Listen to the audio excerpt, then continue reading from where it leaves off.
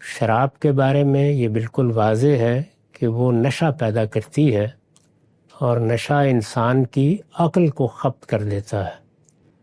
چنانچہ نشہ ہی اس سے روکنے کی علت ہے۔ اس کی بنیاد ہم پر بھی واضح ہے اور اللہ تعالیٰ اور اس کے پیغمبروں نے بھی اس کی طرف سے اس کو واضح کر دیا ہے۔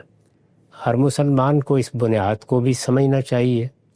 انسان چونکہ عقل رکھنے والی مخلوق ہے، چنانچہ وہ جب کسی بنیاد کو سمجھ لیتا ہے تو زیادہ شرع صدر کے ساتھ اللہ کے حکم کی اطاعت کرتا ہے۔ اس کے بعد جن چیزوں سے روکا گیا ہے، کیا ان کی کوئی خاص مقدار ہمارے لیے ممنوع کی گئی ہے؟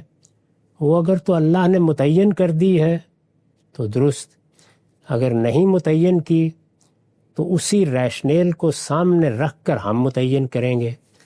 چنانچہ جب ہم نشے کو دیکھتے ہیں تو یہ بالکل واضح ہو جاتا ہے کہ نشہ ابتداً نشہ تو نہیں بنتا، لیکن آہستہ آہستہ وہ انسان کو اپنی گرفت میں لے لیتا ہے۔